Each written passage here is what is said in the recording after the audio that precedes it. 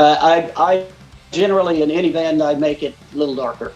If it was already dark, it'll be darker with me. It's just my vibe.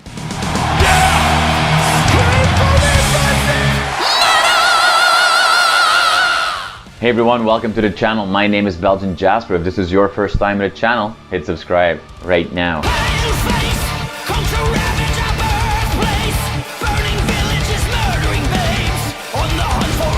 So Kelly, thank you so much for your time today. Invaders is out for 3 days. A huge reset button for the band after a few turbulent years, I think. I think you're happy that there's finally that album with you on vocals out as well. A much needed reset for the band.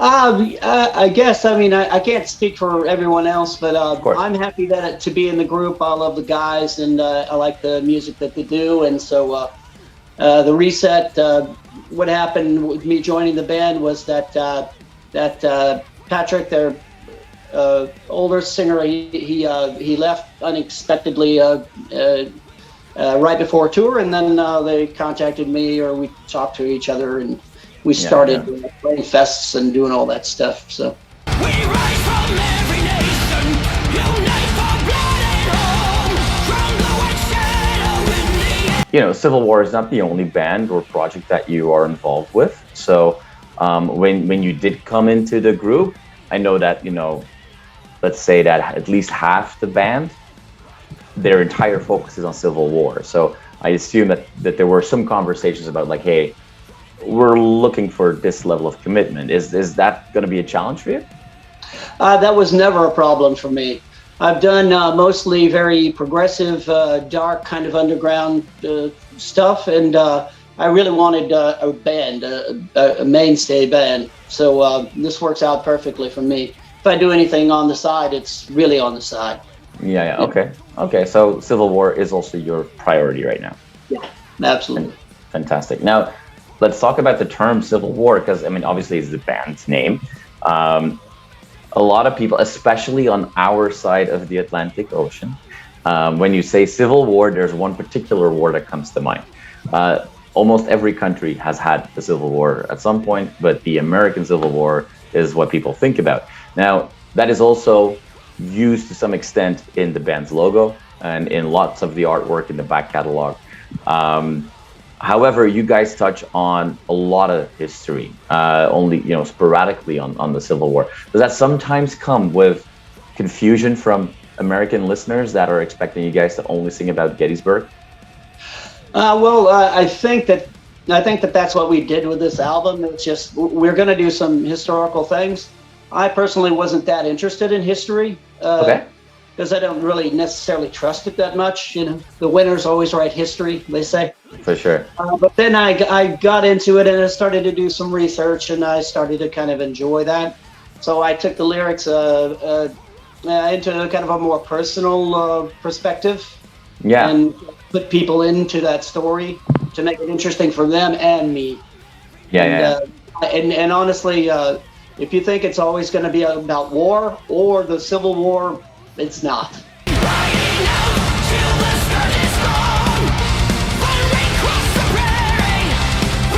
With a song like Andersonville's, funnily enough, about the Civil War, you are able to kind of do it slightly different and really focus on the human emotion of conflict. Is that the challenge for you to like overcome that limitation maybe at times, where like, hey, we are a historical band, but you have something to say yourself? Like, can you help me understand a little bit better? Yeah, since my background is very musically diverse, I don't want to be, you know, painted into a corner. Mm-hmm. I don't want to be a one-trick pony, like every song is the same, you know, formulaic, whatever. I never wanted to do that. And and that's what I did with Andersonville. I really researched that event, basically, that lasted for years, but the horrific conditions of the prison. And then I also found letters that the soldiers wrote home to their wives. And so I wrote the song in the form of a letter. just tried to, yeah, I really was looking and searching for a way to make this more personal rather than just reciting information that you could find in a textbook or something. Yeah. It's not my thing, you know? Yeah. So does that mean that, because you're right, this album is already quite the evolution, and that's why maybe it feels a little bit like that reset that I was mentioning earlier compared to some of the older works that were maybe a little bit more on the other black and white side. Should we expect to see that evolution then go much more beyond and really focus on more the emotional pieces of things? This is something that you would like to do more of?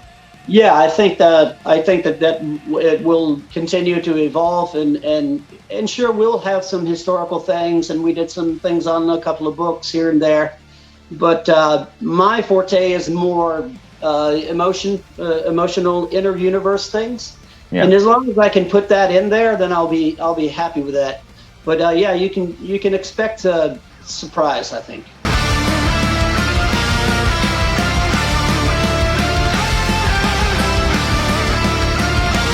When you go back on the road and when you're touring, like, are you knowing that you're going to play in certain areas where songs are about? Is that for you guys a reason to change your set list around to make it more a special feeling? To be completely transparent, I've seen Civil War play only once, and this was years ago. It's before you joined the band. I think this was right after the first album dropped. But now that there's much more material, for this band, are you like, no, we're going to be promoting our new album and we're going to play basically all the coming shows, we're going to play a very similar set list? Or is it like, hey, this song would be a nice Easter egg for that crowd? Is that something you guys are thinking about?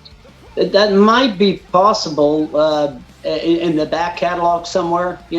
We tend to stick, I think, to the songs that people really respond to and like. Right. And then we're going to play some new stuff, and I think I can only see it that way.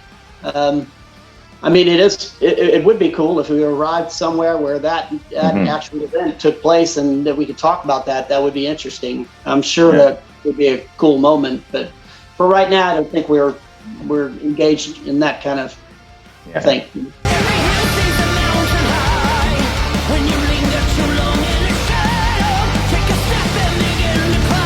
There, through the use of samples, melodies, you create a vibe as well that's sometimes a little bit more exotic to match, the story that's being told. For the band, are there like on the wish list certain, whether it's samples or instruments or something else that the band would really like to tackle? I remember one day, for example, Arjen Lucassen from Arthurian spent months cleaning up a very, very old recording of traditional Maya chanting for the song about the Mayan, stuff like that, right? Is there something that, it sounds like you have already a lot of ideas for what's next for Civil War. Now we have to focus on this album, but if there was no limitation for you, is there something that you'd love to tackle? I think what might be interesting, because I think that the album is it has enough melodies that are a little catchy and everything. I think that an orchestra or something would be amazing. I think that would be a really cool. I think that might be a nice little adventure. And then bring on stage ethnic instruments or really exotic stuff. It all kind of falls in as it goes. So we don't plan of we want to just do this, and then it's got to fit into. The songs just kind of arrive, and we have an idea, and we'll say, well, that would be cool. Like Daniel, the keyboarder, he put a lot of cool electronic sounds into it, and Slaughterhouse 5, we played around with a theremin, and we had a good time with that. So it just kind of happens. But maybe an orchestra, that would be pretty cool. So as you're saying this, does that the Civil War focuses on the stories you want to tell first, or is it first here's some cool songs and then we might, depending on what we want to talk about, we might layer in some elements to make the song more the same vibe as a story? Or is that sounds to me like this kind of song we have to talk about this topic. Like, how does that writing process go for you guys? Yeah, sometimes the guys will come up with an idea, or like, it might be nice to write about this, or it might not be nice to write about this topic, or here's a riff, or whatever. Very organic kind of stuff.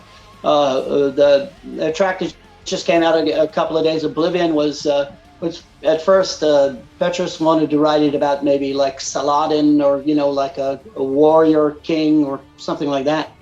But I turned it into this other thing. Yeah.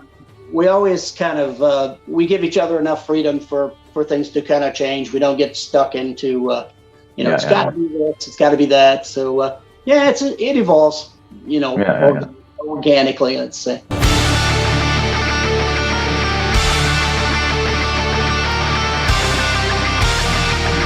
Some of the people that have reviewed the album have already, called out that this is an album that sounds a little darker than we're used to of Civil War. Is that your influence? I think so. Yeah. I mean, I generally in any band I make it a little darker. If it was already dark, it'll be darker with me. It's just my It's just my vibe. Yeah. But hey, there's a lot of beauty in darkness as well. Oh yeah, it's one of my favorite things. Yeah. Yeah. So you mentioned, it would be cool to have an orchestra, and then there's some bands that have obviously done shows with orchestras as well. We're not at that point maybe just yet, but some shows have been announced already. What can you tell us and all the fans watching this video? What should we keep our eyes open for? You've launched the album now a few days ago as we're talking. What's coming at us? Well, you're definitely going to hear a few from the new record. You're going to hear the songs that you already know and love. And another thing that I would like to say to everybody is that I'm very happy that everybody is able to get out there and connect and hear music again and get back to life and breathe and everything. So it's really going to be nice to be a part of that. It's going to be a giant shock for us to play live. It's been like almost 2.5 years since we, we're able to play live. So we're really looking forward to it. But just get out there and support all the bands that you missed for a couple of years, and have a good time, and it'll be great to see you out there.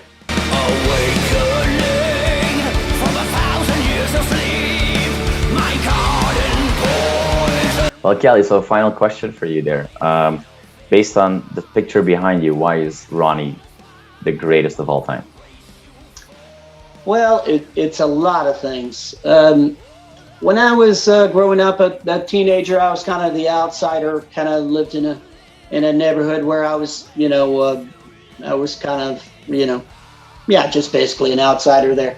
And I heard Ronnie, I forgot, on some commercial or something on MTV or something, and I was like, oh my, wow, So I got the Holy Diver, and I listened to that probably for a year straight in my room, drawing and drawing knights and swords and all that stuff. Yeah. A teenager does, and he was kind of my friend, almost father figure, but friend when I had not too many friends. Yeah. I met him. He's a super generous and very kind and respectful of his fans, which was a giant, wonderful experience for me. Yeah. But what Ronnie does is he can sing like an angel and turn on a dime and sing like he can sound like the devil. And I always love that kind of that bipolar, that kind of aspect. And that's kind of what I modeled my voice after, being able to sing very clean and clear, and then crash on something a little bit more demonic rather than. So is it completely impossible? Like, let's just say that out of all the albums he's worked on, there are 3 iconic albums with 3 different bands. We had Rainbow, Black Sabbath, and obviously with Dio. Is it possible for you to choose your favorite? It's pretty rough. I mean, I couldn't say favorite. I mean, I could point out a few, Yeah. Of course, Mob Rules got even darker than Heaven and Hell, and which I think Heaven and Hell's probably the desert island, album for me. If you had to nail me down on that, I like the brightness. I love the newness of the changing of the music, the dynamic in the band. They became better, I think, with Ronnie. They were more complex and yeah. So I think maybe you could say that. Yeah, you could say Heaven. Yeah. All right. Well, I'm sure we'll see a similar story for Civil War now that they've got their Ronnie James Dio, and a darker version of Civil War with both the Heaven and the Hell combined, and you'll bring that to the stage. Kelly, I want to thank you so much for your time today. I really appreciate it, and I wish you all the best with the continued release cycle of this album. Thanks. It was my pleasure. Nice to meet you.